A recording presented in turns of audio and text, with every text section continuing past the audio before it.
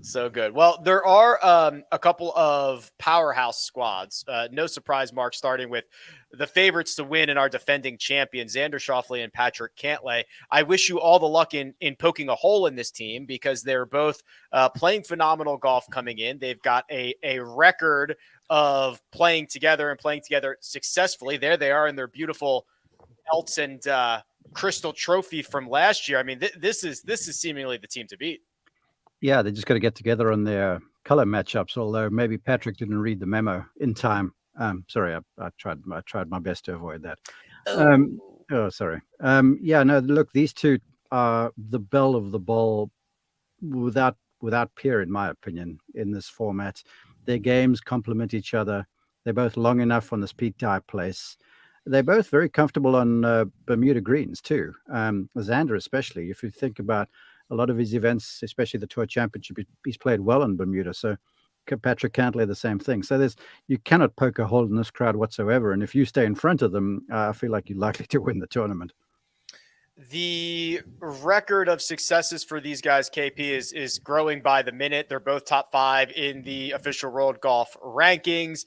We've seen them run roughshod through Ryder Cups. I mean, this is I don't know. I don't have any more adjectives. They're the squad. Well, it's crazy that they're what 4-1, 3-1, 3-1 in some places. Yeah, 3-1.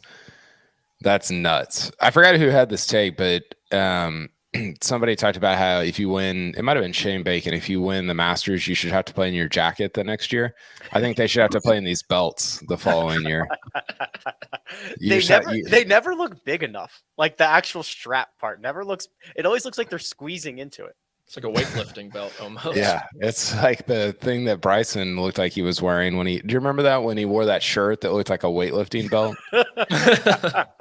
Because it was like tri-colored, but the middle was black, and you're like, wait, does he have a belt on? Yeah, I mean, listen, like they're 3-1 for a reason. I think they should win. Like they're easily the best duo. There's only one other that's really that close to them, and that's Morikawa and Max Homa.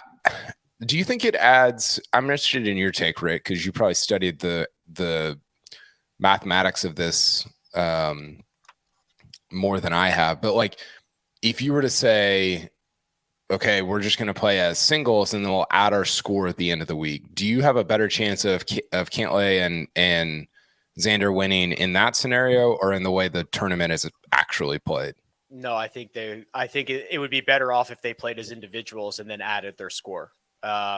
Because there's a luck aspect, especially in 4-ball, right? If Cantlay and Xander both make 5 birdies on Thursday, that might be 10 under and it might be 5 under, right? Like there's kind of a luck element to hamming and egging it around TPC Louisiana. I bet you they'd be much better off if they were playing their own ball and adding up the scores. I just want you to consider, then, to me, an alternate shot, they're unbeatable. I'm sure you can help me in what the Ryder Cup result, what their record is in Ryder Cup alternate shots, because they essentially hit the ball the same distance. They hit the ball with the same ball flight through the air. They see shots the same way. So as far as that element of the tournament goes, I feel like they almost better together that way. And that's where they really separate themselves. Look, they're prolific birdie makers. But when it comes to alternate shot, you will find them. That's where they do their accelerating. Rick's still trying to look this up. So, Patrick, I'll throw it to you. More likely to win a major first, Xander or Cantlay? I think it's got to be Xander, just because he's been there a bunch already. You think about Carnoustie, he was there with a chance before he bogeyed, I believe, the 71st. I think a baby was crying during that Hell yeah, they couldn't shot. get the baby. That's right. Yeah, the Masters, he's been there a couple times as well. So I'd go with Xander, although right now his off-the-tee game is a little bit concerning, but the irons have been red hot, and the putter looks really good. But I think if I had to pick, I'm going with Xander. If I remember correctly, Mark disagrees with that. Yeah, I think Cantlay is a better closer. To win major championships, you've got to be able to hang over the final 9 holes. Now, yes, the way they've played in major championships, you would hand the edge to Xander, but Cantlay is just the guy's unflappable. And he's got that major championship demeanor. I mean, we've seen that over the last 2 weeks where all and sundry are going after him for his pace of play. And I lose track of time. 2 days ago there, it took him all sorts of time to play just a regular punch shot out from under a tree. And then when he rests that ball up against the bulkhead on 14, golly, that took like 5 or 6 minutes to make a decision there. So he doesn't give a stuff what people think. His heart rate barely goes. He's got the major championship demeanor to me, and that's that immeasurable that I think is very important. I think the one kick on Cantlay is he does his damage on like Birdie Fest throughout his career, if I'm not mistaken. He's like one of the best on easier golf courses. So I think his game should be perfect for like the most difficult test, but it just really hasn't stacked up that way.